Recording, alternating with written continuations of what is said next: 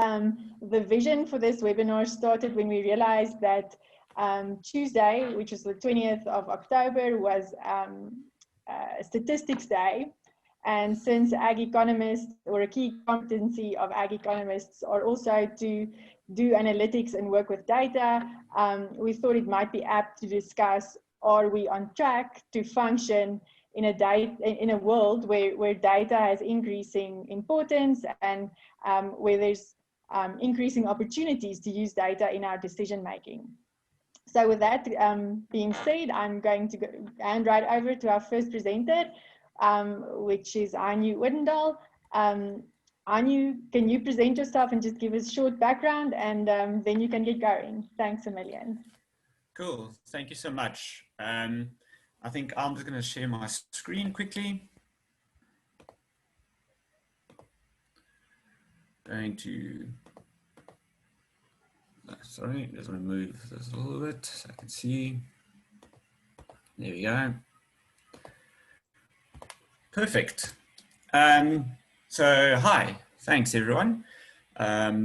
It's a real honor to be here. I am not an agri-economist. I am more applied macroeconomist.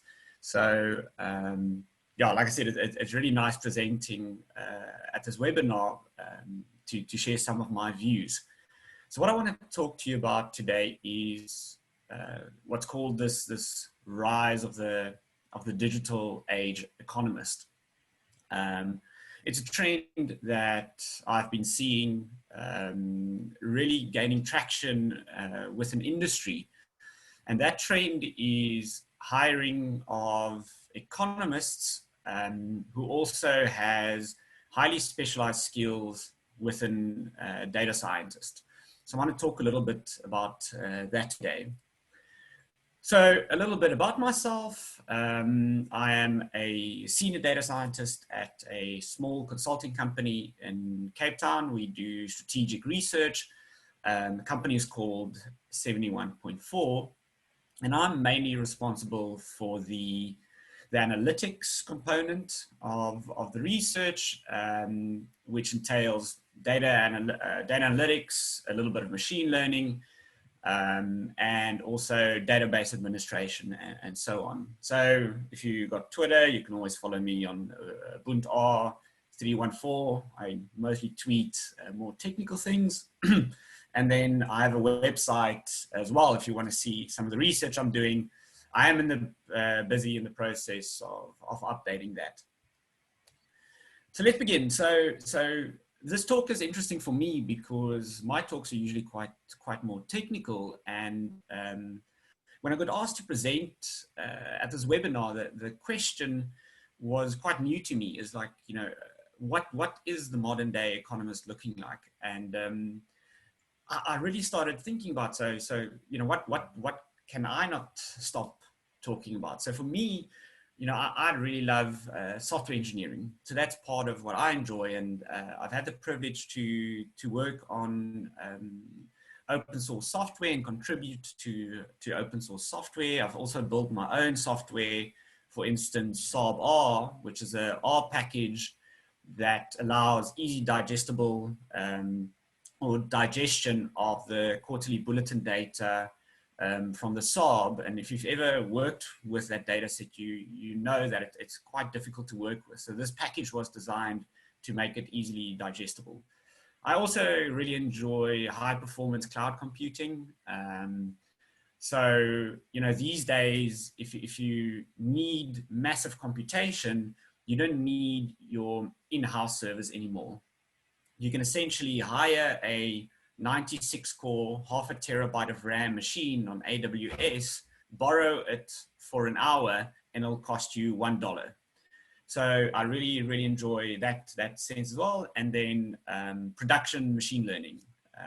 So I've been involved in some multiple projects where we actually have put machine learning into production, not just use it ad hoc. I've also had the privilege to present at multiple conferences, and I'm an R user. I won't hold it against you if you use Python, but yeah. And then the last thing is also, if you enjoy riding motorbikes all over Africa, I cannot stop talking about that as well. So, you know, the other day I came across this article and I found it interesting. It said, Amazon's secret weapon, the economic data scientist.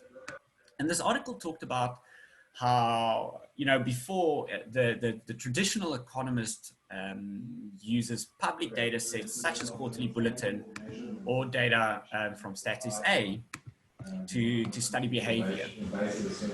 But as administrative data sets and tech companies have started collecting data more regularly internally, these companies, this has become an actual, quite a nice resource for companies to work on. So why are Amazon and these big companies hiring economists? So for me, the reason why is because these companies understand that economists know and have been studying the you know, how people use resources and how they respond to incentives. You know, and what we saw is that Amazon has actually hired more than Your surname again, 150 sir? Just remind me. PhDs, making it probably, you know, the largest employer in the field behind institutions like the Fed. Companies are doubling down on hiring economists with this, with these very more technical skills, and it's obviously benefited them. You can also see that they take more of a corporate approach than would it normally be taken. So at the American Economics Association, these guys were handing out pens and stress balls and really trying to impress these economic or these economists and try and make them come work for them. So for me, the big question is, you know, are we equipping our future economists to be ready to adapt? You know, so if I was to think along this quantum of you know, what modern data scientists look like, you know, if you go from left to right, the software engineering isn't really taught to economists, but we expect that from data scientists. The same goes for scientific rigor. Economists are quite good, but we're not the same scientific rigor as what you would expect in the sciences such as physics. Lastly, you know, this idea of problem formulation, taking a problem and formulating into statistics, I think that's where economists are starting to really become a little bit more comfortable. So if we take these three principles here, this for me is what is a modern day data scientist. So what distinguishes economists from the modern day data scientists, and why do I think economists have an advantage once they have learned these principles? So for me, it is that economists are good at telling stories. We are good relating the output of an analysis to either driving policy or driving business decisions. So for me, communication of analytical findings to actively drive policy, this is where economists shine. And this is where I think we should focus, is saying that, okay, there are these hard skills, but what are economists really good at? So learn the hard skills and then use this niche knowledge of you know, your experience to really drive policy home. So, you know, obviously the big thing that everyone talks about is this data and this term big data. So there's this very interesting article or journal that got published in 2016, and it's called The Role of Administrative Data in the Big Data Revolution in Social Science Research. And this is really kind of my bread and butter. So I work a lot with administrative data sets, and in 1 minute, you'll see some examples of this. And this is where I see the real big potential for economists is this around administrative data sets.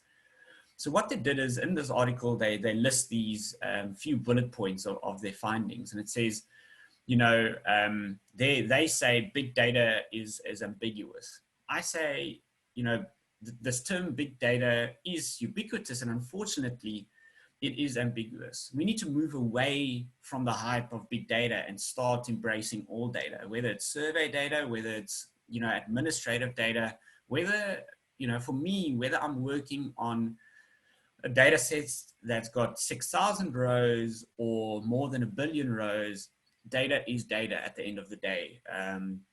I've equipped myself with the right tools in order to analyze this data. So, they also say there are many types of big data which offer distinct research opportunities. I prefer to believe that actually there is a lot of data which offers these distinct research opportunities, and we must start thinking a little bit differently about data that is generated, maybe as part of a process or just as a peripheral. So like I said, I think administrative data sets are really interesting. And what we need to start thinking about is, if we are going to be working with this administrative data sets, there needs to be a clear quality and accuracy assessment of these data sets before you can actually work with them. So what this does is it puts quite a burden on the researchers to get to a point where this administrative data set has been assessed, proper due diligence has been done, and can be actually used in practice to make decisions. So this increased burden requires that economists learn these harder skills that I was talking about earlier, scientific rigor, statistical techniques, and software principles. So to give you a quick idea of a project that I worked on, 71.4 worked alongside Insight to Impact. And I want to give you the project that we worked on and the skills that I used in order to extract or help drive policy. So during COVID-19, we worked closely with the regulator in Rwanda on their mobile money data. And this article was actually published in The Economist that showed that what the government saw was that when COVID hit, they implemented a zero fee policy for mobile money transactions. And what they wanted to know was, is this policy effective? And we could tell them, how the policy was impacting behavior of people using the platform, because we had access to large administrative data sets. So the skills that I kind of used in this was we analyzed close to 750 million rows of transactions. I had to set up a specialized analytical environment, build a optimized database which could handle large calculations or calculations on really, really large data sets, and then apply statistical techniques such as clustering to suss out some segments. So as you can see, at the end of the day, the crux was that I had to learn a little bit more of the hard skills in order to do my job as an economist. I am first and foremost an economist, but I've picked up these other skills along the way. Another example is that comes actually a little bit out of my research was that during times of distress, we are grappling towards data points, and data, just the frequency of some data points just isn't fast enough. So during COVID, the big question was, what was the health of the economy doing, and how do we track it, if we don't have hard data points such as GDP or survey-based indicators such as consumer confidence or sentiment. So what we kind of realized, and what part of my research is that we're trying to also do at the Bureau of Economic Research, was using newspaper articles. So using a large set or corpus, as is known, applying a machine learning algorithm on top of that newspaper corpus, and then extracting sentiment, which then actually, the test was, does it reflect the underlying economic health? And what we find is that, you know, these techniques can be used to extract a very, very high frequency indicator of economic activity. And this has been, you know, so we published on this, and interesting enough, you know, in times of COVID now, I saw that the Bank of England extensively used this technique to assess the economy. So you can see that, you know, we're using machine learning, we're using techniques to analyze data, but at the end of the day, we're still trying to answer economic questions. So for me, what does the future hold, given the fast pace at which it's changing? So correlation is just not causation. You know, as economists, we know this. So for me, as more and more people are seeking to pivot towards this, you know, data science, the sexiest job of the 21st century, knowing how to code is just not going to be enough. For me, it's economists need to differentiate themselves from all the other guys coming out of physics or software engineering who can code by embracing these skills. Learn these kind of hard skills, which are quote unquote easy to learn, such as coding, but then really rely on that intricate domain knowledge and understanding of economic incentives, as well as causal inference, to bring the analysis to purpose. And that, for me, that is very difficult to learn, you know, and as economists, you're kind of trained up over years to think in a certain way, and that's very difficult to learn. So I think, you know, that for me is how economists can really start differentiating themselves. So just to end off, Professor Susan Athey, I consider the pinnacle of when it comes to machine learning and economics and the application of those two. And she also talks about that at the end of the day, it is not the details of the algorithm. It's about optimizing the right long-term objective. And what's critical is, you know, having domain experts and social scientists come together and thinking about this objective instead of just focusing on the algorithm. So thank you very much. It's a short little presentation of, you know, what I do in my day to day and how I see the industry changing and how economists can really impact this big data or data science field by bringing this intricate domain knowledge.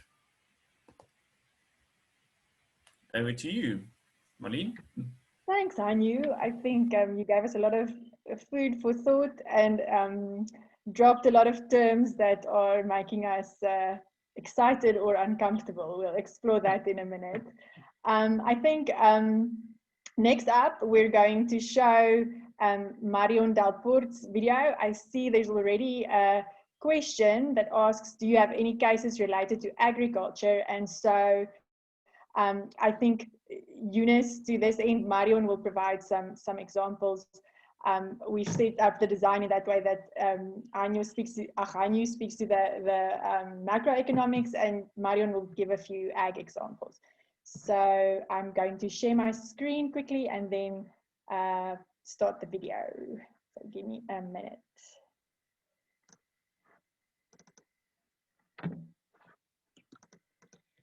Good morning, everyone. Sorry, guys. I first need to share the screen.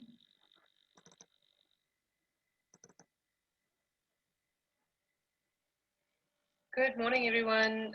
Thank you very much for the opportunity to share some of my story with you. I just want to go back to the beginning. I will be talking a bit about my experiences. I'll be showing some examples of what I'm busy with in terms of applying data science and statistics in agricultural economics. So I've been working at BFAP and University of Victoria for the past 5 to 6 years. And I'll really just explain what my path was like. And yeah, I hope you find some of it valuable for your careers going forward.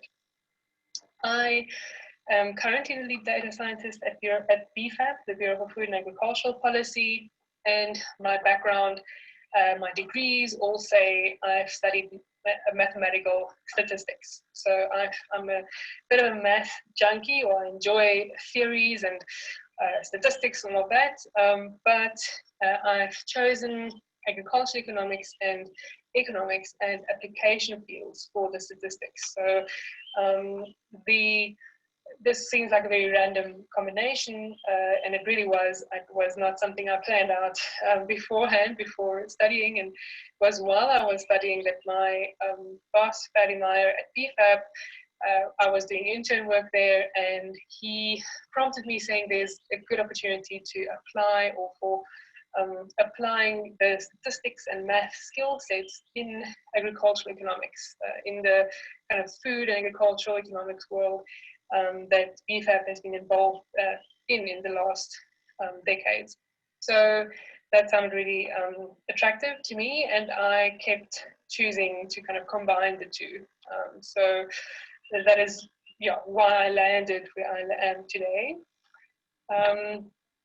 But oftentimes this is combining two different worlds. So this is just an illustration of the Tower of Babel and the whole language issue.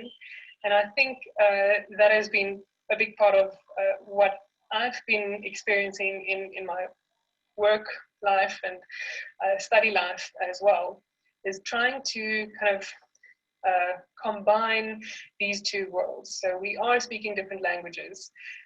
We need to understand what the fourth industrial revolution jargon, like digitalization, big data, data science, what does that mean for disciplines like agricultural economics and for the application world, or the subject matter expertise that is agricultural economics. So these are different languages, and we need to be, kind of combining these two approaches. Also, this fourth industrial revolution jargon is really shaping kind of the cutting edge of disciplines and of technology and progress. And if agricultural economics as a discipline wants to catch up or join the step forward, we need to think about our research agenda as well, and how we transform this and combine the big data, data science concepts into a organized framework for research in food security and agricultural economics. So these are two challenges that I want you to kind of keep at the back of your mind, and that I've been encountering frequently, and I think it's something that we need to continuously shape. It's not something that I have the silver bullet or the answer for. Big data. So, I mean, I think Anu will also explain that big data is a little bit of a myth, and in this definition, you'll see that it's very vague or subjective. So SAS, that's a statistical software company, defines big data as when the volume, velocity, variability, and variety of data exceed an organization's storage or computing capacity for accurate and timely decision making. Now, I love this definition because it points towards our end goal, and it really keeps us grounded, because what do we want to do when we work with data? We want to be informing decision making in an accurate and timely way. So that's what data is for, and it's what we want to use it for continuously. But data is defined as being big if just the size, and it's kind of expressed in various ways, and I'll go through them, of data is exceeding storage and computing capacity, so that we cannot make accurate and timely decisions on the data anymore. It's just too much or too diverse. So what these B's kind of refer to is first the volume, that's size of data, so the giga, the tera, zettabytes. The velocity of data is the speed at which it is accumulated. So there's a lot of, and it increases continuously. The variability of data refers to peak loads or things that change. So if we look at a drought, all of a sudden there's a lot more interest and focus on NDVI maps, on SPI indexes, on rainfall in general. So there's a lot more focus on certain data sets in certain times. And something like a national disaster like COVID does also create, data points that weren't looked at before, and it's a mass of questions that we suddenly need to answer for data that we don't necessarily have. So there's a kind of peak load that is unpredictable. That's referring to variability. And then the variety of data refers to the unstructuredness. So not all data is in neat little spreadsheets and columns and rows anymore. Data is often, well, the majority of a company's data is often unstructured these days and takes on various forms. It's not just numbers, data is also text, and what we can learn out of that. So one example out of one very small example is this qualitative question. So this is where we evaluated what people thought of the 2019 baseline, what aspects that were particularly relevant, and with this add value to your decision making. Now, I didn't want to go through this individually. Well, I did, but it would be a very subjective answer. It's an individual that picks up repetitive words, might be, my perspective that picks up certain words, and so I use an algorithm to rather tell me from these two questions what repeats the most, which words stand out. And here are the topics that are relevant to most people that attended the baseline. And this was the response around, would it help you make decisions, the information that you found there. So this is a really neat way of, it's a very small and simple example of just dealing with different types of data creatively. Now, I want to come to a kind of a theoretical process that I follow every day, and I think that everyone working with forms of data needs to kind of familiarize themselves with. It's called the data science work cycle. It was coined by Hadley Wickham. He's a giant in R and R Studio. And we, as data scientists, often get questions. Sometimes we have the data, sometimes we need to go look for the data.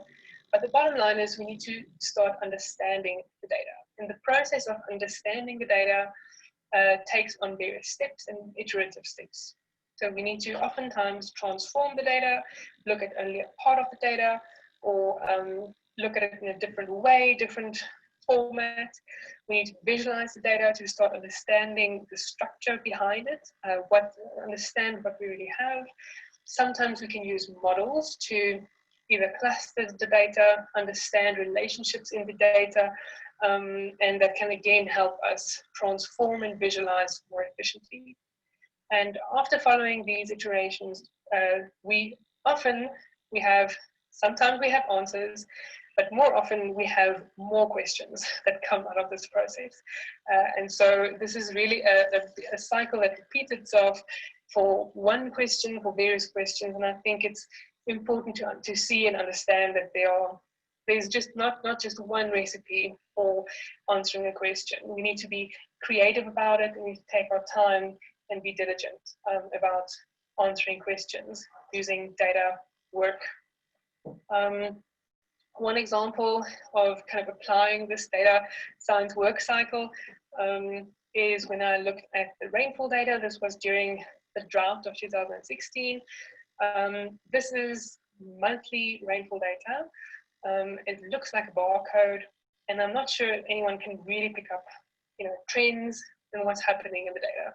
You can see it's a lot of data, but you can't really see anything else. So the visualization also isn't very well labeled, and so that's kind of visualization one.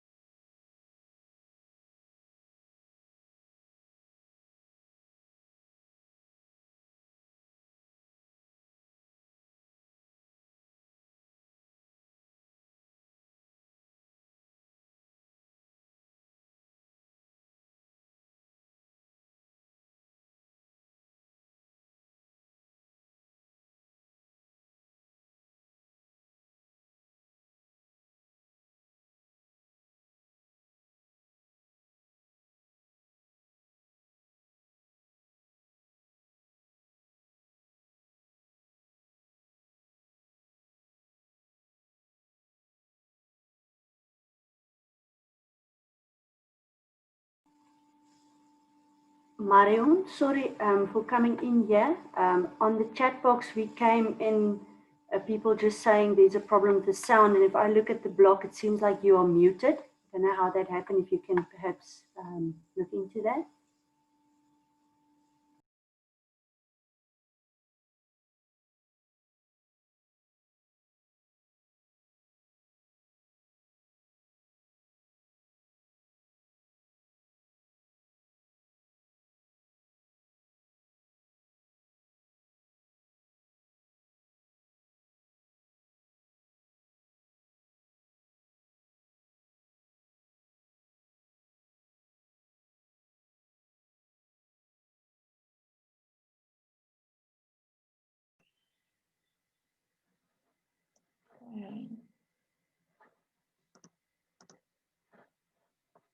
Through and to get to some answers and new questions around that data set.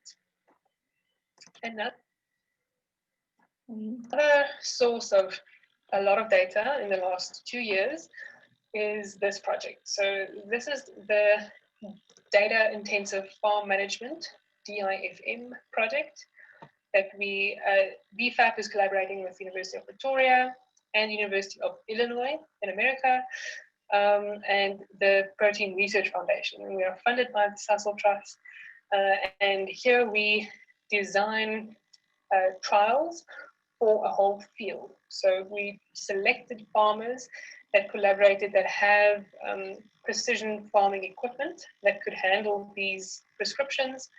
And we designed these prescriptions in set seeding rate ranges. So this is part of the question that the farmer asks, what seeding rate is optimal? And on the right-hand side, you see what the precision equipment put down. So this is correlating very well. You see the reality is a little bit more messy than what the design is, but it does correlate super well. And so this farmer did well in putting down the trial accurately. Simultaneously, we vary fertilizer rate, looking at various nitrogen rates. And the question now is, how do various fertilizer and planting rate combinations impact yield and profits for this field, for this farmer? And here, well, we looked at maize. This was the maize harvest data. And this is actually after cleaning. So you see the outline of the field and a lot of white gaps. This is where we had to throw some data away, where we have transition zones between rate changes that are a bit messy. And also, this was something interesting. The farmer pointed out that he suspected that the fertilizer bin ran out of fertilizer in mid-row.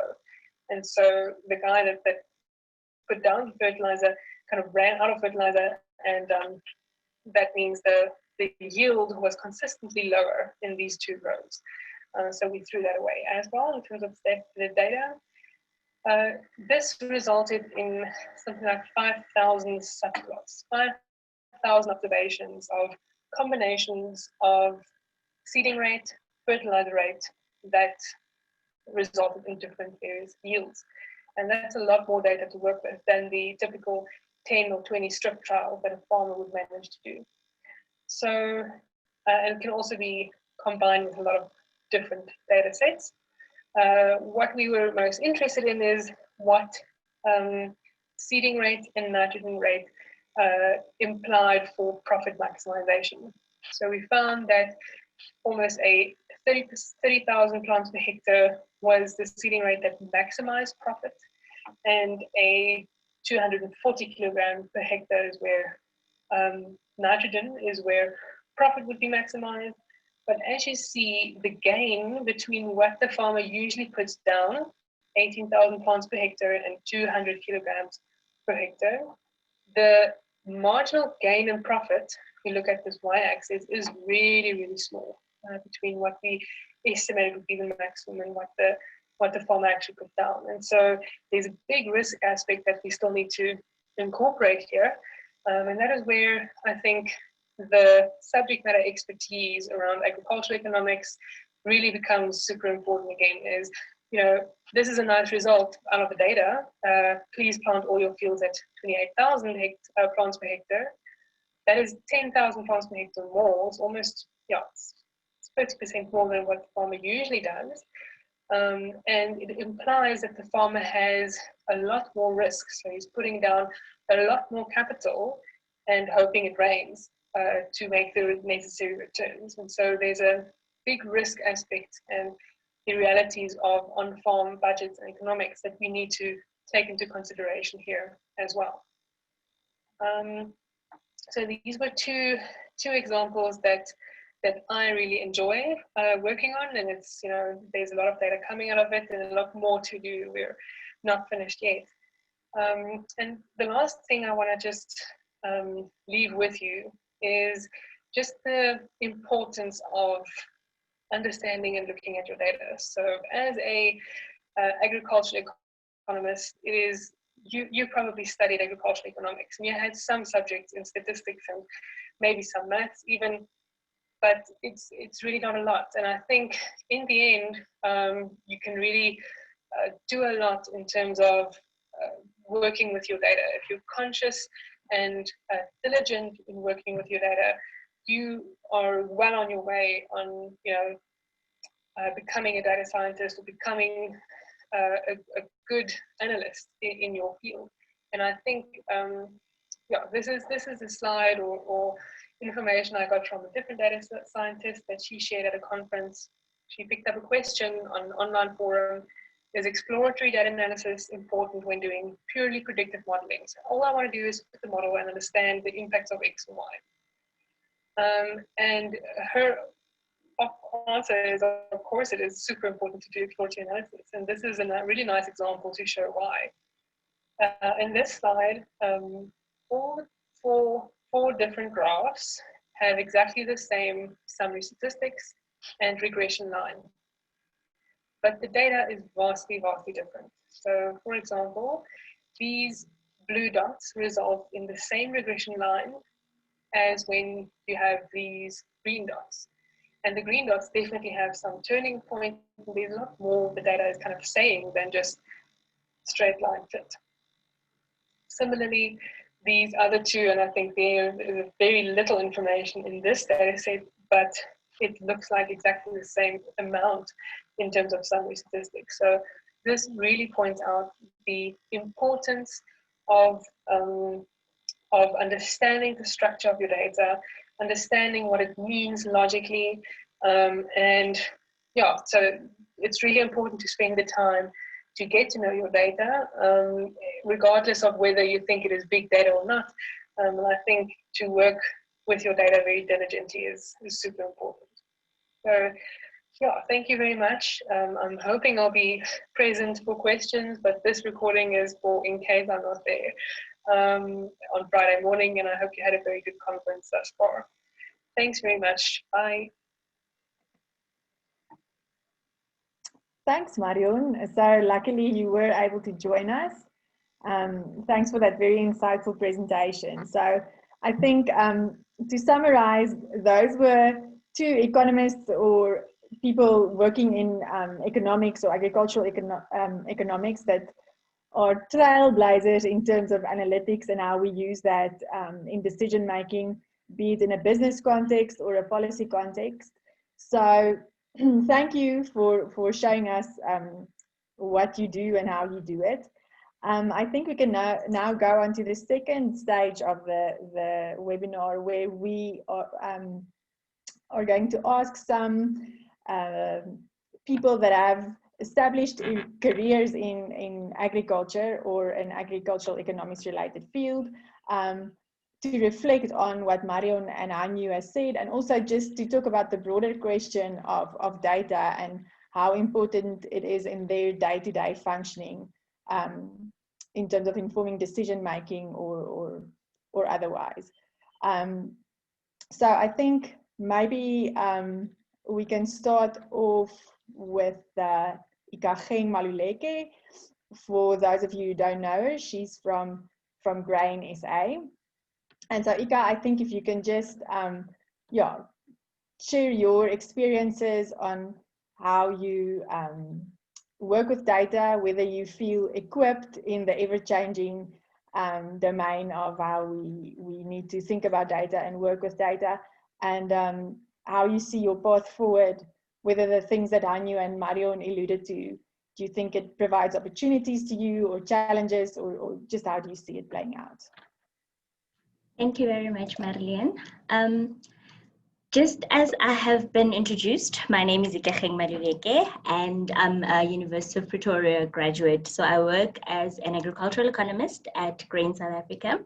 Just for the benefit of those who may not know what Grain South Africa is about, we are a commodity organization, and we provide commodity strategic support and services to South African grain and oilseed producers. So just to reminisce, or just to think about the prominence of data and analytics, the one thing that I felt was really highlighted in terms of the two presentations that we heard is with regards to data being a science. I mean, if you can't manage it, if you can't measure it, you can't manage it.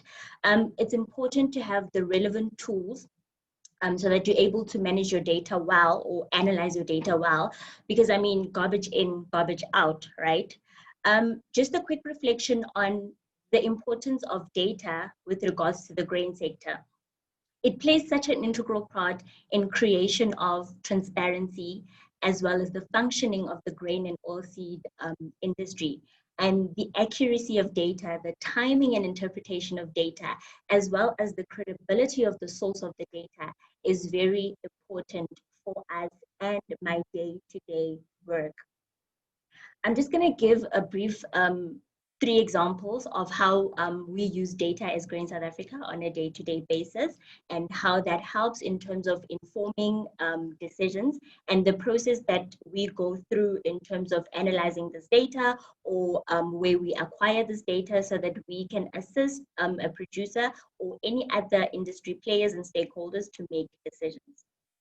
So firstly, with regards to monitoring and evaluation of input prices, we all know that input prices form a big part of a producer's costs, right?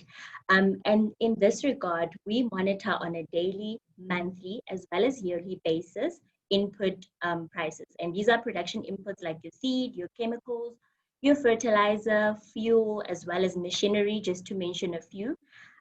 This creates transparency in terms of availability, demand, pricing, as well as comparison from different regions and within regions. We provide a report, for instance, on a monthly basis that we put on our website, and our farmers and other stakeholders are able to use. So the second one would be early detection of problems and mitigation of risks. So what happens is that we analyze the markets, and this assists a producer in terms of marketing his produce, right? We do daily analysis of international and local market price movements, as well as production conditions. And we get our sources, for instance, from the crop estimates, your SAGES, your NEMC, JSE, just to mention a few locally. And internationally, we would use your USDA data, your IGC, FAO, and the likes. This allows our producers to have access to real-time, reliable information that they're able to make decisions spot on. In terms of informing policy and identifying opportunities, for instance, when it comes to trade agreements, the government would approach us in terms of trying to open up markets in terms of the grain sector, and we would provide them with production data as well as market analysis so that they understand what can come into the country, as well as how the markets function. For instance, the wheat industry is quite a sensitive industry that we have, right? In terms of conceding into trade agreements, we're very sensitive when it comes to that, because that then impedes on a producer's competitiveness as well as his ability to continue in the industry.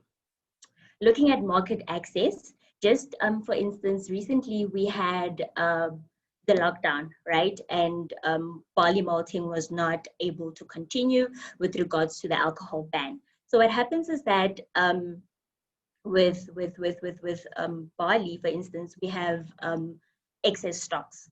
This is about 21 months of stocks, and this will obviously have an impact with regards to a farmer's price. We've approached government to say that we need more markets as opposed to our traditional markets in order to get rid of our excess stocks and to be able to remove the pressure of prices going into the following season. So I think I've just said a mouthful in terms of how we use data, but just reflecting on my day-to-day and how I use data, I think the important thing that I had to learn when I got to Grain South Africa is to be able to use data and provide it in a form of way, or package it in a way where a producer can visualize it and a producer can actually understand and consume it and use it for his day-to-day decision making. So if I give him just the numbers, he's not going to be able to understand. I need to tell a story that he will be able to understand and interpret for himself as well, so that he's able to make decisions on a daily. Just looking back as well at the kind of training that I got from the university, I think I was well equipped to a certain point. I was well versed with the fundamentals. I was well versed with gathering of data. But I think the part that I lacked at the time, or when I left the university, is basically being able to understand industry-specific issues, being able to cater, being able to use the skills that I had in order to cater for the specific industry. So yeah, I think those are the basic skills that I had to learn in order to cater for this current market that I work in, and for our producers to be able to make decisions on a daily basis. That is my reflection. Thank you, Marlene. Thanks, Ika. Thanks. So maybe next we can move on to Louis.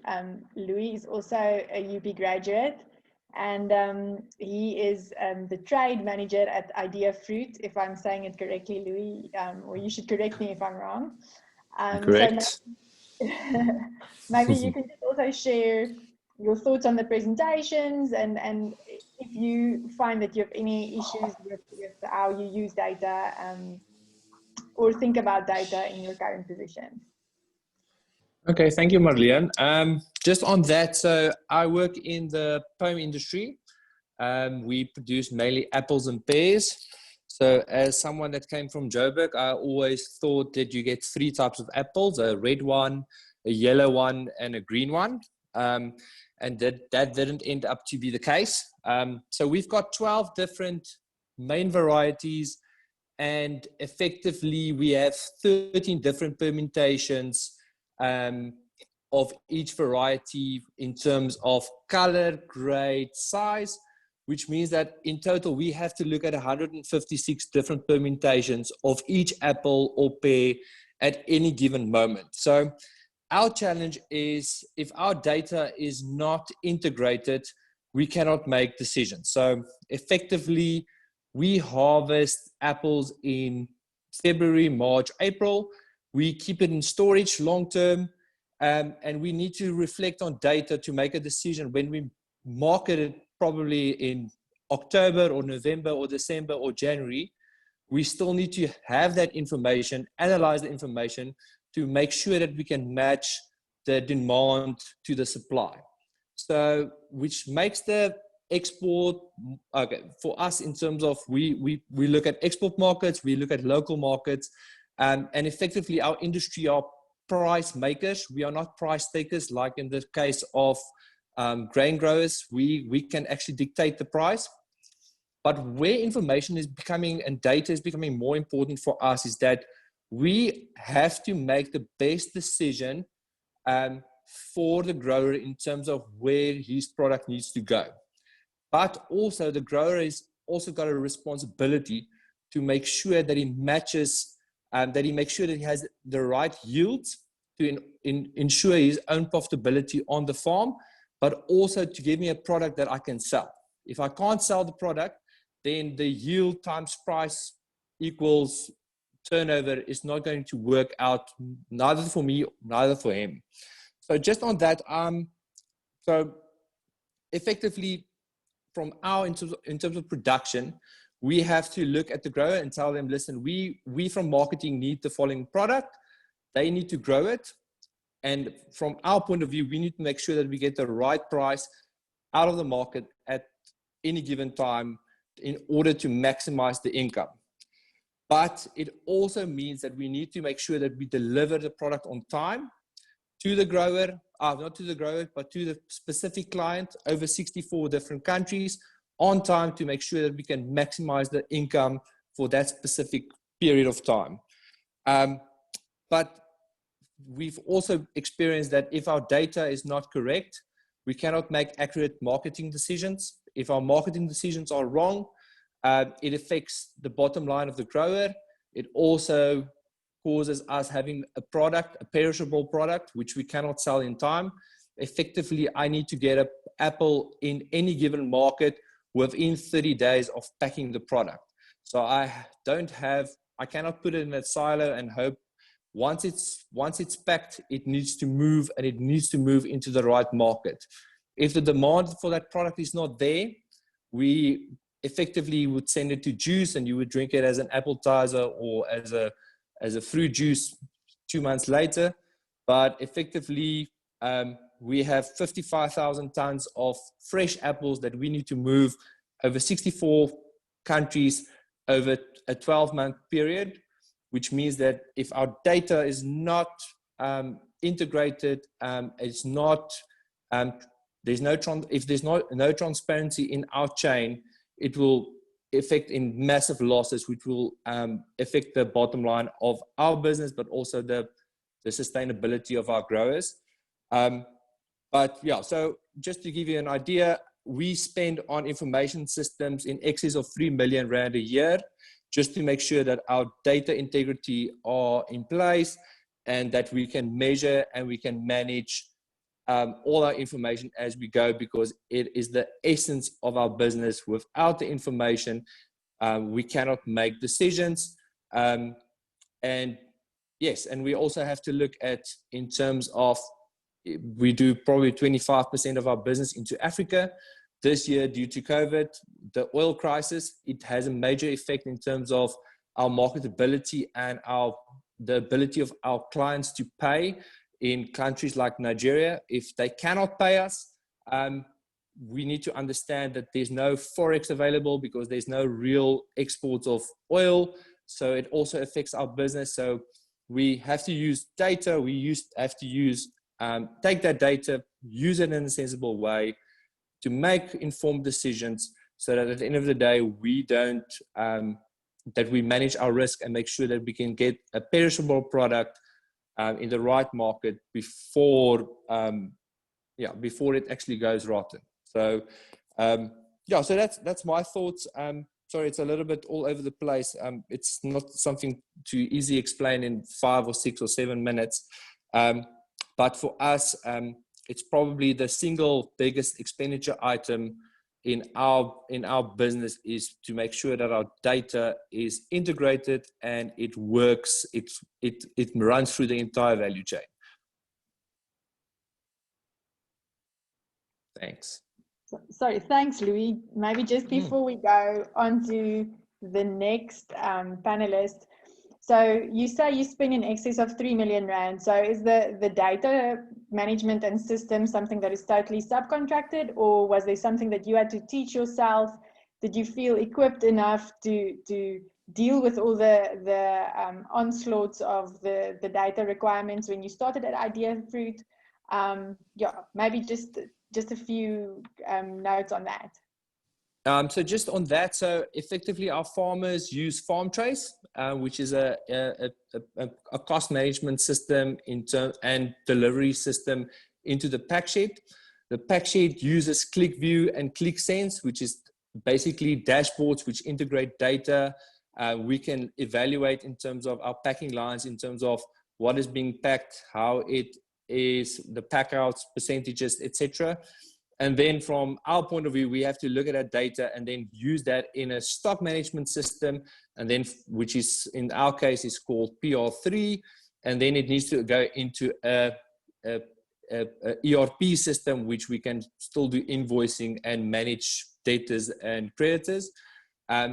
But effectively, as an agricultural economist out of the university, so our business, we do a lot of pivots. We have to, and we look at dashboards real time. Was I really equipped for it? No, not really.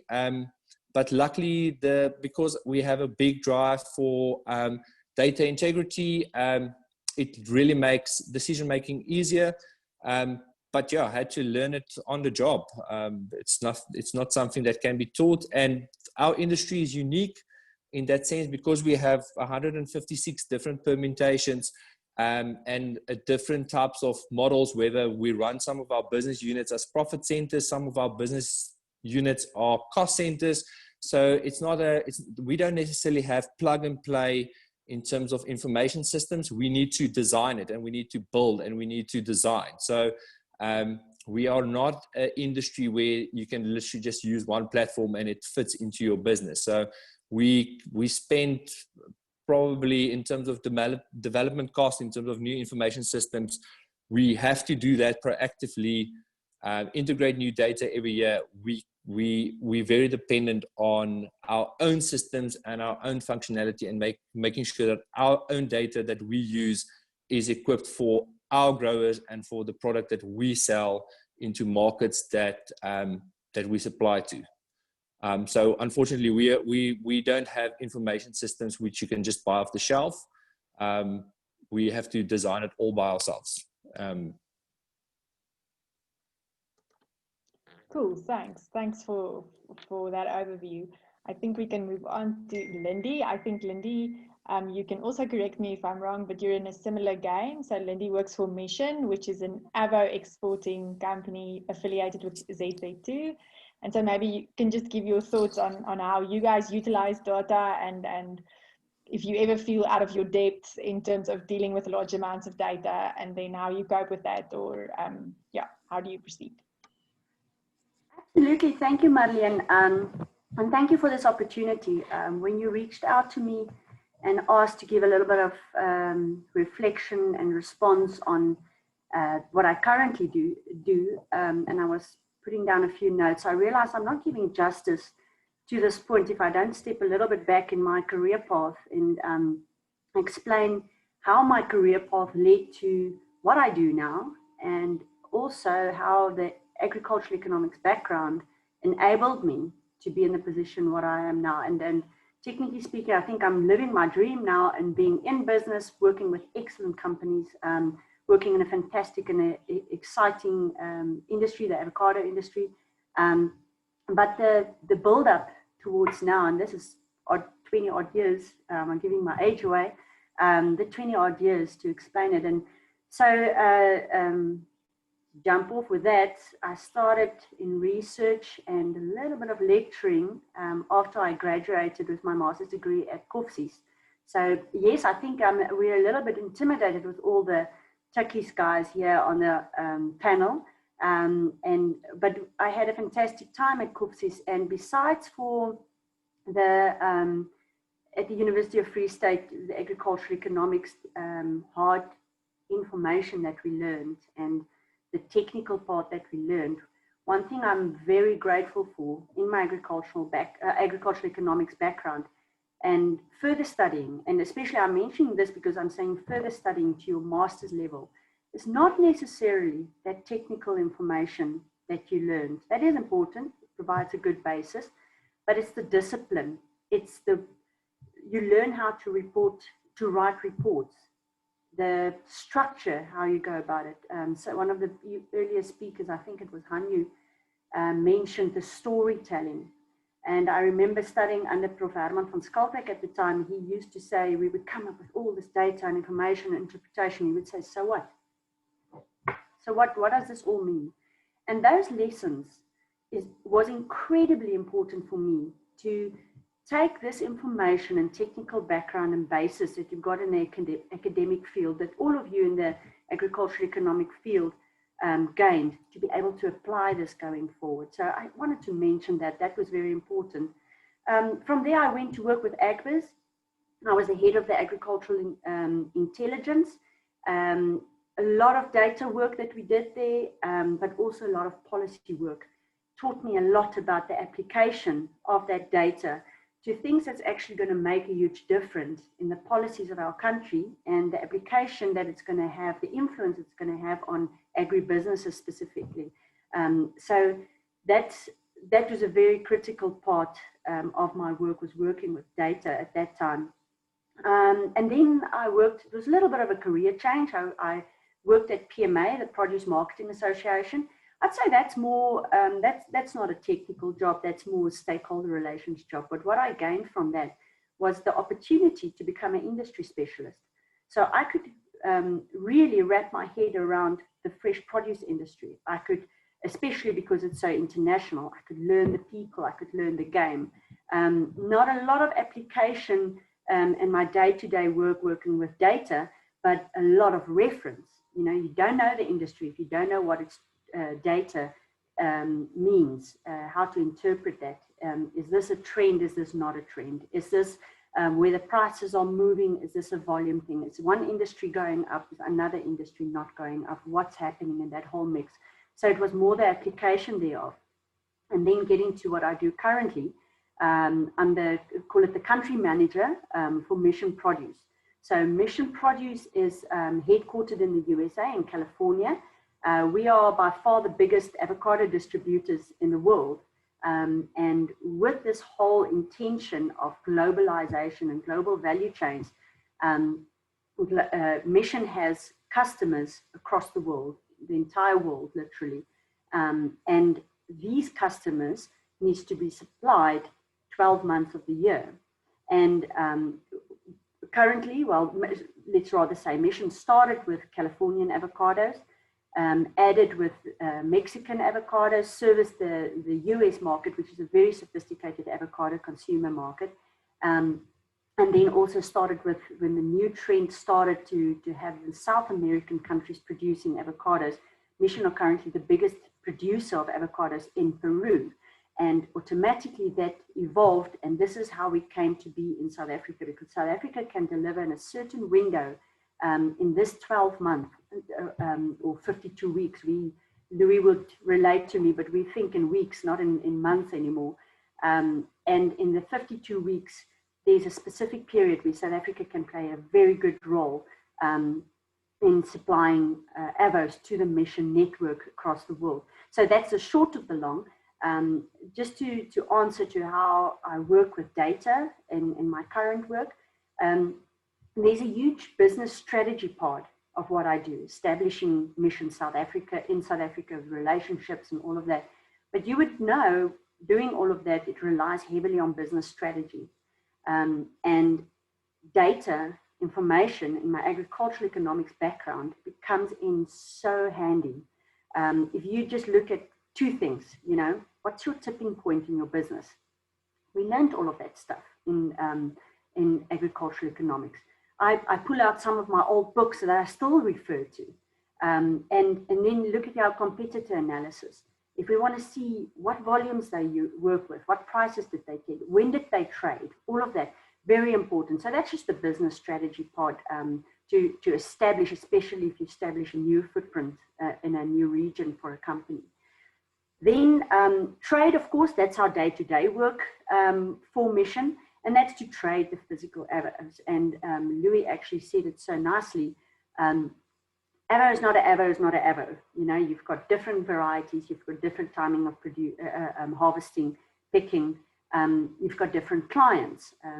You can broadly group it into the green skins and the Hass avocado. The green skins is a completely different customer than the Hass customer. Different regions want different sizes.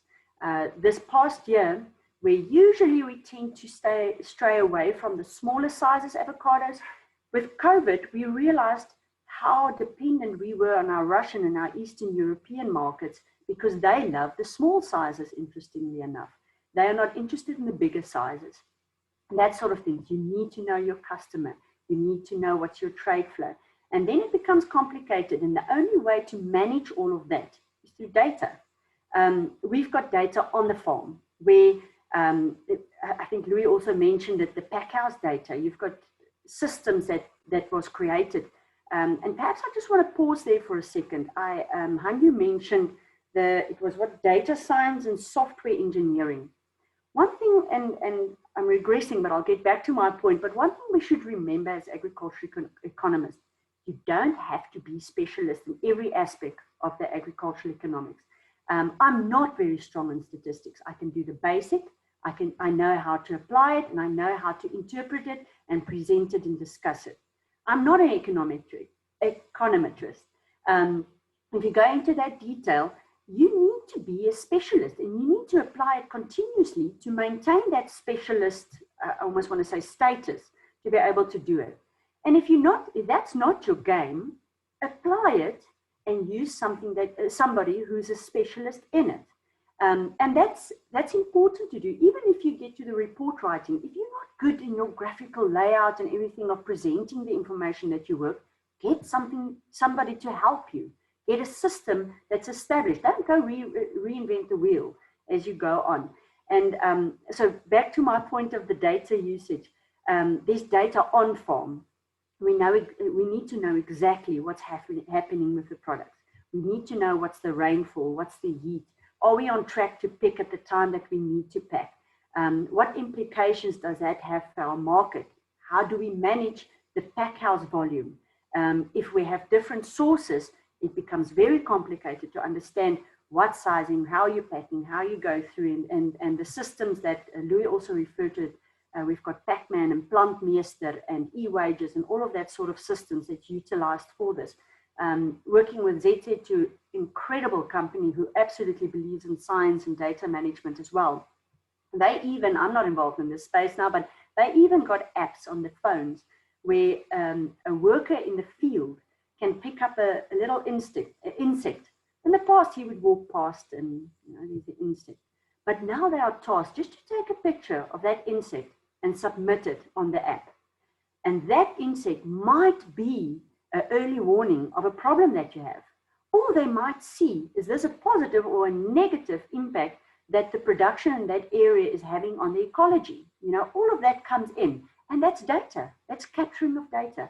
And that's on the farm side. So on the export side, of course, very important, your logistics all come down to data to make the right decision at the right time to the right customer.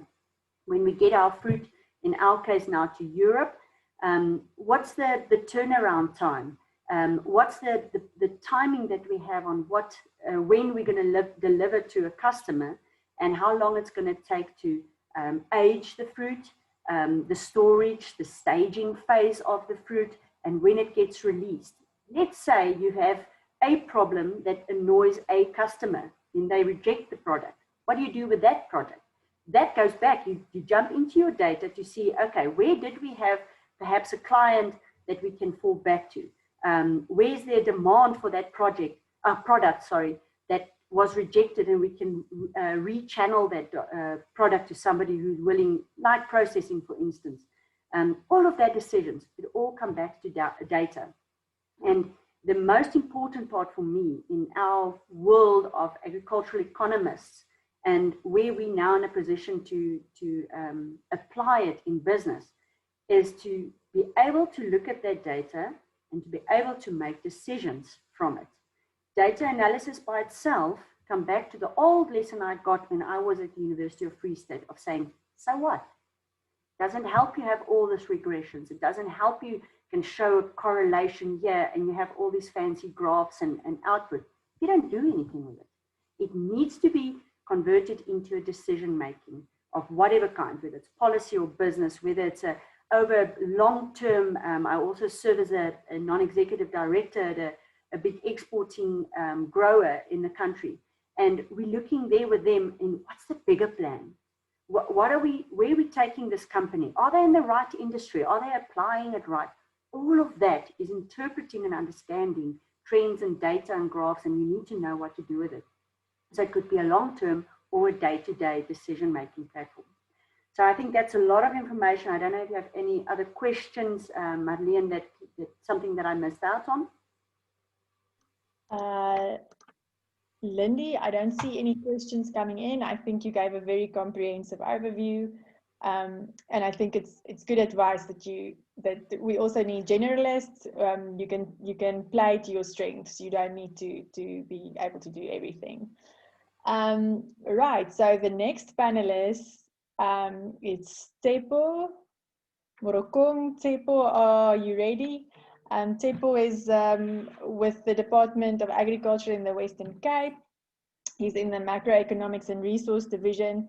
And so Tepo, just your thoughts on how you work with data, challenges, opportunities, something you saw from our news and Marion's presentations. The floor is yours. Thank you very much, Marlene. Greetings to everyone joining us online. My name is Tepo, as I've been introduced. I work as an agricultural economist in the department. My work entails conducting applied economic research in order to support sound decision making in the province. And as some of you may be familiar, I'm working for a sub-national government, and it consists of about 6 districts and 25 municipalities. And so the nature of the data I deal with, can be classified as macro, because we always aggregate to show what the economic growth of the Western Cape is. And in this context, we are speaking about what we call the gross value addition. And we compare agriculture's performance relative to other industries.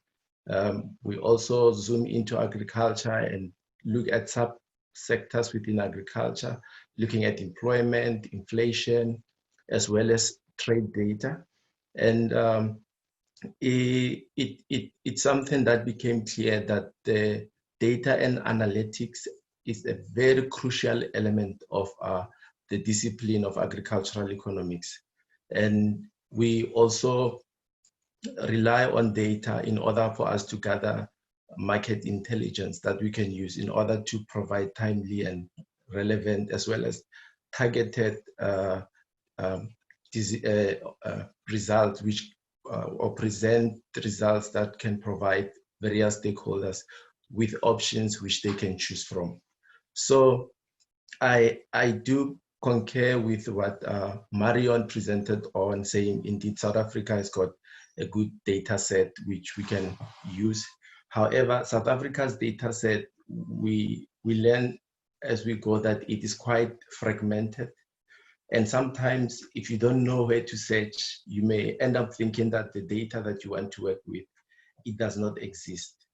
And for us agricultural economists who are working at a provincial level, one of the most important things that we always have to do is that we always have to contextualize the performance of agriculture within what's happening economy-wide, looking at national and other international market. And that skill of always having to scale data down in order to show how the Western Cape is performing relative to the national agricultural industry, and how it is contributing in terms of national exports to other countries. It's something that requires a lot of thought, and I'll elaborate as we go along.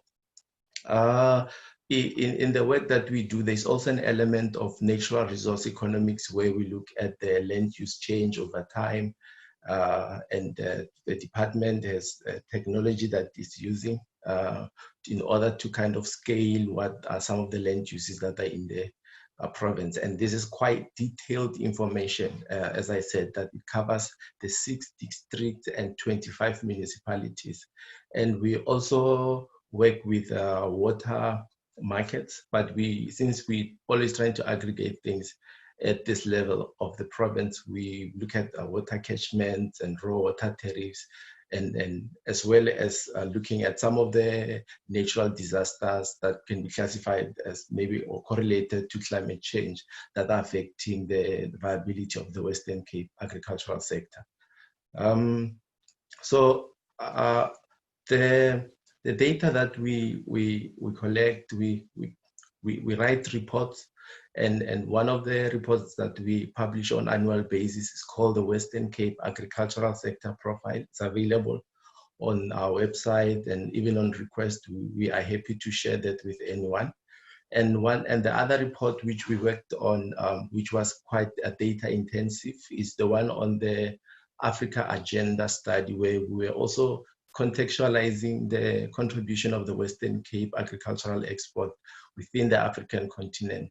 And it was quite a very intensive process where you had to collect data from various data sources, and also kind of try to work with codes that can allow you to align the data and over time and so on. So we do work a lot with data, and it's also the importance of knowing how to aggregate it. And just trying to reflect on my experience relative or in parallel to what Hanju and Marianne presented. There are a few things that I'd like to kind of highlight, which I felt they stood out.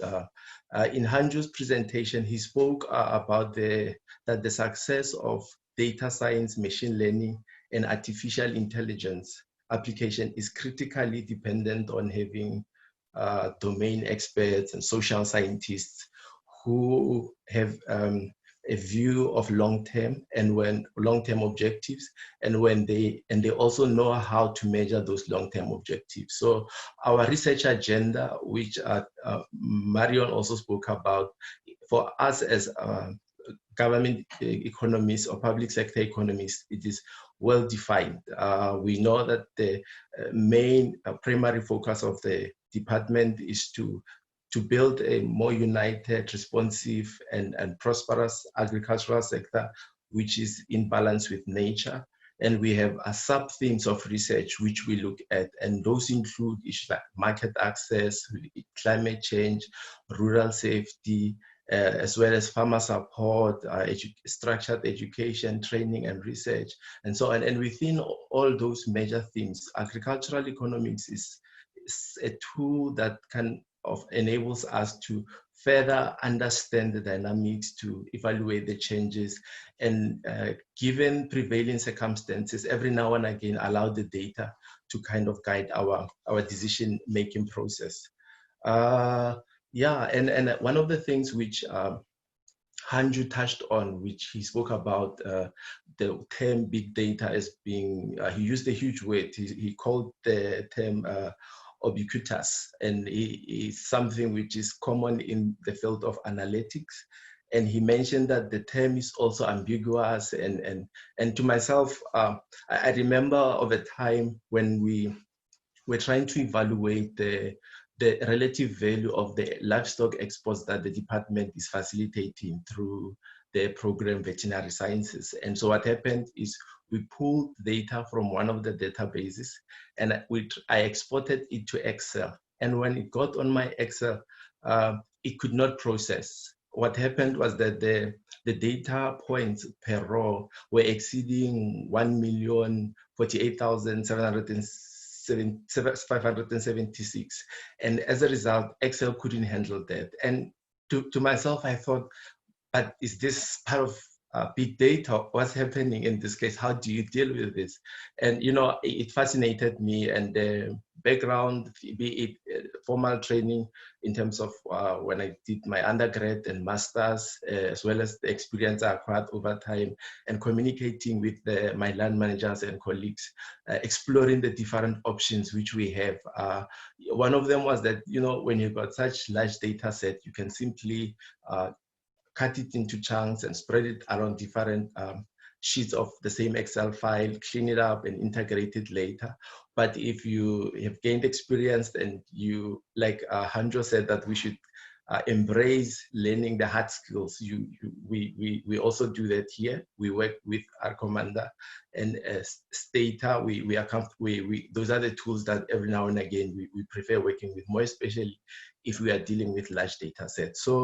So yeah, it's quite a process that one has to embrace in this space. You have to get comfortable with the numbers.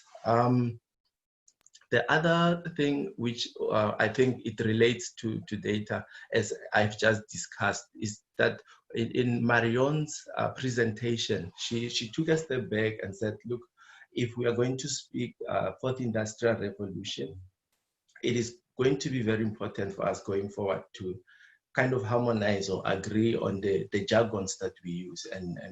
And she highlighted that as one of the first challenges. And in describing what big data is with those characteristics that the statistical package company provided, that it has to do with volume, variety, the value, as well as the velocity at which it is received, and all of that. Those kind of characteristics, they kind of help in terms of grounding how we classify some of the data sets that we work with in the agricultural space. And in her presentation, as she went on, she also presented on two things which I would like to touch on. And the one was around the what is called the data science work cycle, wherein she was showing this research process of having that before you even start working on your data, you always have to have a specific research question in mind that has to be answered. And she showed then a loop of reiterative activities between data transformation, data visualization, as well as where she looked at modeling. And on the other side, she showed that after you have done that reiterative process, you end up with possible solutions or findings that can answer the question that you initially had. And if that's not the case, that process, it goes on and on again. And even with us, the type of work that we do, we don't get lost in just working with data. It is always important that before you start trying to work with data, you must try to contextualize this. And it's one of the things also, after I finished my master's, on a lighter note, I told a friend of mine that now that I finished my master's, I think I'm a researcher. And a friend of mine said to me, no, man, you can't say you are a researcher as yet. You are just a postgraduate. And I said, but what's the difference? I mean, I've just been in a 2-year program doing my master's, and why can't I regard myself as a researcher? He said, no, at least try to publish 2 or 3 academic papers, and let's see how it goes. If you can manage to publish those 2 papers, then I'll start thinking of you as a researcher. And I don't know, for people who have tried to write papers in their life, they will tell you that, you know, the theory part of it, contextualizing your problem and the approach which you use to gather the data and how you arrive at the conclusion is thorough. You know, it trains you on so many levels, and you realize that truly data alone without context, it can give very misleading findings. And we need to ground ourselves in the rigor that we find from research. So towards my conclusion, yeah, the last part which Marion highlighted, she spoke about time allocation. She said she looked at those 3 elements of data cycle. She said there's one called data transformation, and there's one called visualization and modeling. And in the other graph, she showed that data transformation, it takes 40% of the time, and data visualization takes about 45%, and data modeling, it takes about 15% of the time. And I realized that with us, we are fortunate in this regard because we normally work with aggregated data from data. So the time, like 40% of the time I was supposed to spend trying to clean data and all of those things, I save it for the purpose of exploratory purposes, as well as modeling and trying to find solutions. So yeah, we are happy to engage with anyone. Our research agenda is clear within public sector, and hence people can easily hold us accountable. And we are always ready to work with those numbers. And whenever somebody has data, we really appreciate to explore that. Right. Yeah, we can take any questions that can come after. Thank you. Thanks.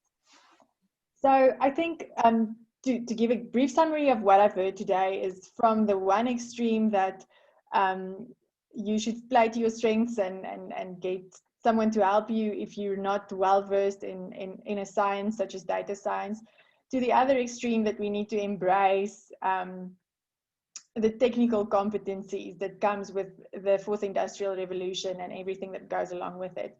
So maybe to kind of wrap things up, Marianne van der Laarse is a agricultural recruiter. So Marianne, I think the best person to shed light on how important your skills for working with data is for you to give us your thoughts on it. So please share what you've gathered from today.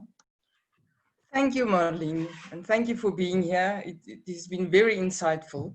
So we heard lots about integration of disciplines, because this is what this conversation is actually all about. From our perspective, integration of disciplines is already a major driver in agriculture. And we believe that it will also start to impact how students who are about to graduate make educational choices. You will all agree it used to be a default position for many students who would like to continue with their studies, to do a master's and a PhD. But what we see happening now is that students start to think and to understand that they have other options. And this is where the integration of disciplines becomes so important. So the key to a successful career, especially in commercial environments, is a BSc or a BSc Agric degree in an area of specialization, but with an additional qualification, and obviously depending on the student's interest, but it can be BCom, it can be in IT, and data science and machine learning, engineering, and even law. So there are so many opportunities for students to really improve their skill set. An example of such a case is a student that we met with the Agri Career Connect events at University of Pretoria last year. He did his BSc Agric Animal Science degree at University of Free State. Lindy. But now he's already in his third year at University of Pretoria, busy with industrial engineering. So he absolutely wants to work in the animal industry, but he absolutely has a passion for efficiency and problem solving, and he is going to combine the two. So this brings me also to the issue of specialist versus generalist. And yeah, thank you, Lindy, for touching on that subject.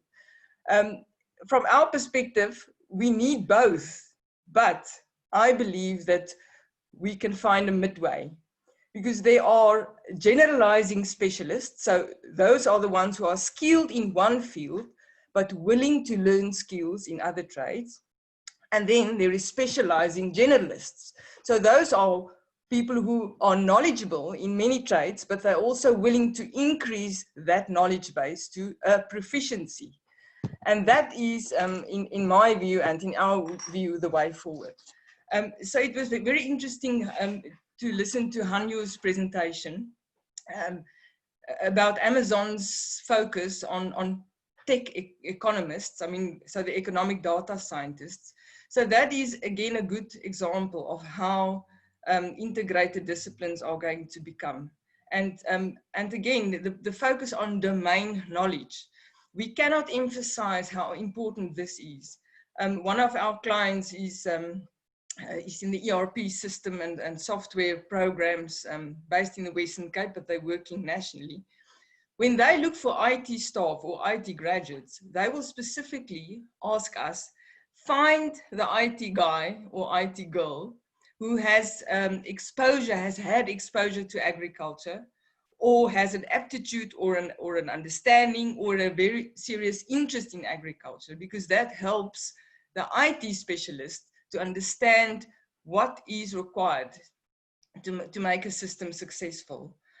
When Louis spoke about their situation, it is very interesting. So yes, there are already several custom-made systems, but it's not a fit for everybody. So therefore, they as an export company will have to also do their own job, roll up sleeves, and you will need IT specialists. But again, you need the domain knowledge to understand the requirements of the farm to fork supply chain requirements. So yeah, in summary, we obviously get many agriculture economists, knocking on our door, you know, wanting a first job.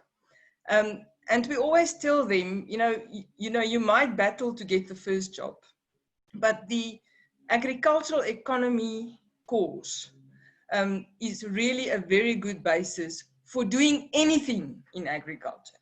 So it's up to you as the graduate to decide where does your specific interest lie and do something about it. Marion also explained that, you know, you can be an agricultural economist, but if you have an interest in data, you need to do something about it. You can't just, you know, do a few online courses and think you're now going to be a data scientist or a data specialist.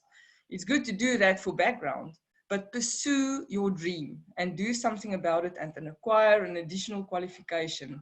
And that will open far more doors than just, you know, sitting and wait, you know, for an opportunity to come your way. So thank you. You know, I just want to say that is the great opportunity to participate here today. And I'm very encouraged about, you know, the focus on integration of disciplines, and especially for agricultural economists. And I just want to say, make a comment, and I think it's something that all of us can play a role to, you know, to assure that the industry understands the value of agricultural economists. We often get some sort of almost a prejudice by companies thinking, oh, well, an agricultural economist is a person that's going to sit at a laptop and just doing nice graphs and forecasts. And that is a very wrong perception. So we really need all, you know, to whenever the opportunity arises, you know, to explain to the industry, an agricultural economist, as all of you who have been testifying and sharing your career story today, can really say, well, you know, I'm an agricultural economist. I'm proud, you know, proud to be one, but I did specialize in some other areas. And this is what we would like the industry to know, is employ the agriculture economists, because they will be the first layer for the domain knowledge that you will need in terms of your business. So thank you. Thank you, Marion, and thank you, Marlene, for chairing this very interesting session. I think it was extremely valuable to all of us. Thank you to all the panelists for all your insights and for your reflections. Thank you, Marion and Anu, for sharing what you know about data. I think most of us have a lot of food for thought, and I think we're excited of what this brings to the agricultural sector. I think we might be a little bit behind in terms of what's happening in the world, but I think we are getting there quite quickly. So this is the official end of this session. Thank you very much for joining us. But I do see quite a lot of our students are still online. I see some of the ones that is in my agribusiness class that I teach. So if the panelists have some time available just for 1 or 2 more minutes, I was wondering, given what Marion has just said, in terms of, you know, expanding your horizons a little bit. So not just only focusing on your agricultural economics degree, but maybe doing something additional. She spoke about engineering and data scientist types of programs that you can add to your degree.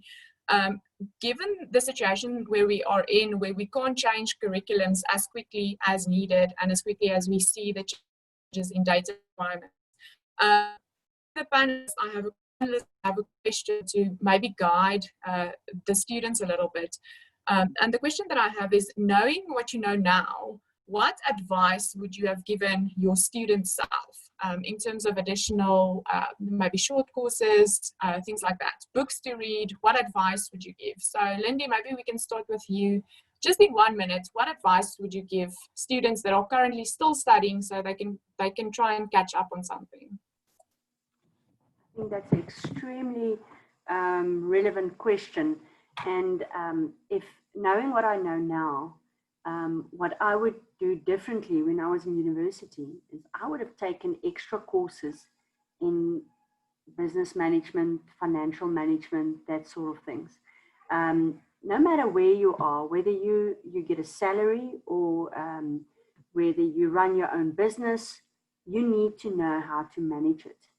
That's an area that I had to learn as I went on, and I wish I've learned that earlier and had some academic, not necessarily academic, but some training of some sort in that. So that is definitely a part, the business management side. So whether you're in business or not, you need to have some sort of understanding of it. Another area that I would probably have prioritized if I could redo my training is a little bit of not really psychology, but perhaps business psychology. Relationships is key. Companies are made or broken if they don't understand diversity, if they don't understand relationships across the world, across races, across cultures, and all of that. And I think students of today need a little bit of training of that, and need to be capacitated to know how to operate in this world. So that's an area. I really like the example Marianne mentioned about the industrial engineering that somebody's studying in addition. I think that's a very good application. And then, of course, on the reference of people that wants to specialize in certain fields, agricultural economics is very broad. So if you tend to start specializing in a field, take additional courses in that field. That's going to allow you, if you, for instance, go into the the development space and the policy space, take courses of politics, understand that, because that influences the policy. So that's not the area I'm in, but I think that's the sort of additions you can make, and areas that I would have looked into if I would redo my studying, and I would redo it at University of Free State, of course. I just had to. I should have cut you off there, Lindy, before you could say that. Thank you. I think that's very insightful. And I think given the fact that you've worked at so many different associations or organizations, I think that's definitely things you thought you needed in each of those different organizations. I think, Tsepo, maybe you can also add something. What do you think, or what advice would you give your future or your student self, since you've been a student not too long ago? Thanks, Melissa. I was also lectured by you, institutional economics there at University of Pretoria, I still recall. Yeah, I think for me, the one advice that I would give myself then is to know that most of the education is personal. You don't have to limit yourself to formal education. And every time you volunteer your time to go to the library, read a book, develop a new skill, it's something that will never go to waste. And yeah, the second one is try to always surround or look to people who are already ahead in that field. I think there's much wisdom which can be gained from those people, and it can save you a lot of headaches sometimes, And lastly, I think interpersonal skills. I think the importance of interpersonal skills is key. Learn to a person of humility. Don't be arrogant. Even if you've got your PhD, your master's, learning is a lifetime thing. And the day you think you are full, you must know that is the day you're going to lose a grasp of what is happening in the sector. Yeah, that's all from me. Thanks. Thank you very much. I think it's also very insightful. And like you said, it's a personal thing. So no matter where you learn, you don't have to learn from a formal educational institution. Ikaching, what would you tell your student self? Melissa, I would say that looking back in retrospect, I didn't understand just how important the soft skills are. Emotional intelligence is everything, for instance, when it comes to the working environment. So I would urge that most students start with that. Don't learn it once you are in a working environment. Let it be something that you learn as you go, so that once you get to the working environment, you've already cultivated those particular skills that you need in order to survive. We have all of this intellect, but never the soft skills. So that's the one. The second thing is that with the work that I do, I deal a lot with trade stuff. And I realized that, for instance, there's a gap in terms of trade and law. You know, in order for me to understand a trade agreement, I need to understand the law behind it. So that's one thing that I would have given, or actually I should give attention to say, how do I go forward so that I don't rely on somebody else in order to interpret certain things for me that I work with on a daily basis. So that's the one important aspect that relates a lot to my work on a day-to-day basis, and it's something that I need to cultivate or look into. So those are the two main things. And just to give a bit of advice, for instance, in terms of the curriculum, I know that it can't really change when it comes to most universities, but I think it would be amazing if we could have some sort of a consortium or some sort of partnership with industry where students are able to get first-hand experience of what's going on in the industry so that they can understand how to apply themselves, and secondly, the kind of skills that are required from them in order to be able to cater to the needs of the particular market that they want to get into. So that is my reflection. Thank you. Thank you, Ika. That's excellent. And that's something that we always push for, is to have industry closer to the university so that we actually work together and sort of cultivate young minds that the industry can use and can employ in leadership positions. So thank you for that. Louis, I've left you for last because I actually want you to talk a little bit about mentorship and what that means as a young agricultural economist. I know you had some great mentors. So where do you find mentors? How do you sort of engage with mentors to sort of support you in finding a career that you really enjoy and that you can sort of do for the rest of your life? Yeah, I was going to say that.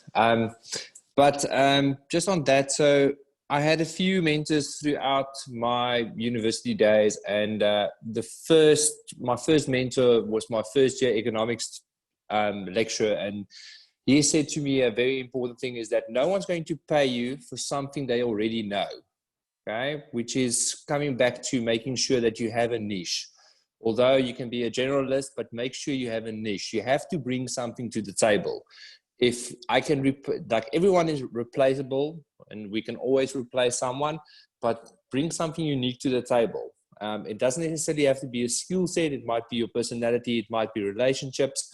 But make sure that you have something more, or you have a hunger for it more than the person next to you. And then part of that, in terms of getting a mentor, is you need to aspire to someone in terms of who you would like to be, in terms of what type of skills you could accumulate. I didn't necessarily have a financial background at uni. I did more statistics and mathematics and agricultural policy. And today I'm effectively a trader who sells apples all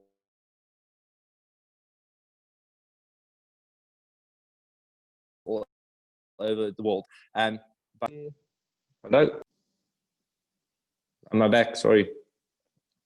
No, so just in terms of mentors, make sure that you find someone that can teach you, that you can ask the questions for. That's not going to necessarily take offense when you ask them a stupid question, because I had to ask a lot of stupid questions, because it's important that you ask them. It's also the nice thing if you are a younger individual, especially when it comes to understanding the industry, is to, while you're still young, people, even farmers, are willing to share. As soon as you get older, if you get past your 30s, people are holding their cards against their chest. But when you're young and you ask the question, everyone actually wants to ask the question. But then when you're younger, you can ask it and they will actually answer you. But as soon as you get older, people tend to say, listen, but why would I share my IP with you? But when you're a young individual, people are willing to share their IP. They're willing to invest. Like I spend a lot of time in varsity. Just after my varsity, I spent probably a year, probably once a month, speaking to Philly Van Sale from ZZ2, and the stuff that I've learned from him in terms of looking at business was pivotal in terms of where I am today. And the same with all the other individuals that I've met over my brief career. But the reality is, find someone, make sure you have a coffee date once a month. I still have a mentor. I still speak to someone once a month. Just a soundboard. Make crazy ideas in terms of, you can dream in agriculture. You can think that you can be the next best thing in agriculture. You can be that. You can aspire, and then just make sure that someone will keep you grounded, because we all want to be the best that we possibly can be. We all want to have exponential career paths, but unfortunately, it's not that simple. So make sure that you have someone that can make sure that you keep you should have a realistic expectation. As long as you manage your expectations, then you cannot get disappointed when things doesn't plan out as you know, or materialize as you planned. But set yourself goals. I think that's the one thing is, after varsity, set yourself a goal and to say, when I'm 25, I would like to achieve the following. When I'm 30, I would like to achieve the following. And then go for your goals and make sure that you reach those goals. And when you don't reach those goals, make sure that you then say, do some introspection and say, listen, what could I have done better? And then also, I could recommend a book. It's a small little book. It will take you 30 minutes to read. It's Who Moved My Cheese? It's a very important book when it comes to, in terms of people are reluctant to change. And in this industry, you need to be willing to adapt. So to give you an idea, I was in an agricultural engineering industry. I moved, okay, so I did suffix. So I did a little bit of suffix. Then I went into agricultural engineering. Then I went into government consulting. Then I did, and then I went into the fruit industry as a consultant, and now I'm a trader. And that is in a 7-year career after university. So be willing to change, be willing to learn new trades. I've learned how to market fruit. I've learned how to do water purification for a mine. You can accumulate information. It's all intertwined. It's all, if you look at South Africa, 51% is agriculture, 49% is mining. Everyone's having the same issue. It's all about water. It's about managing resources. It's about driving efficiencies. It doesn't change. It's no different than agriculture is no different than mining. It's no different than any other industry. It is what it is. Be willing to adapt. Make sure that you put in the hours. Don't be the guy that's be at work at 2 minutes to 8 and leave 1 minute after 5. Put in the hard yards, put in the effort, show your dedication. Be the one that's willing to drive to go fetch someone at the airport. Don't be entitled. Make sure that you're willing to say this, and know that you can do everything from the bottom to the top. We all want to be managers, but it's important that we make sure that we know everything that we can say. We know how to do the simple stuff, but we also know how to do everything in between. Thank you, Louis. I think the students really appreciated those insights. So I want to wrap off the session. Jack Ma once said that to try and compete with computers and data is impossible for humans. We won't be able to compete, but what is important is for us to continue fostering good relationships and to work with people and just be humans. So I think on that note, I would like to thank you guys for joining us today, and we hope to have you in a webinar hosted by Aisa very soon. May you have a blessed day and a great weekend. Thank you so much. Thank you, Melissa, and all the organizers. Cheers. Thank you. Cheers. Thanks, guys. Thank Bye. you, everyone. Bye.